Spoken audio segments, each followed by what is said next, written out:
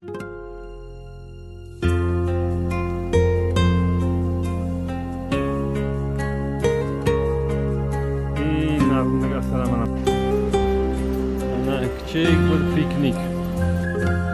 قصه از کجا شروع شد؟ از گل و باغ و جوونه، از صدای مهرمون و یه سلام عاشقونه. اومدم به مهربونی که بگم با تو یه رنگم، تا بگم چه نازنینی، ای شکوفه قشنگی،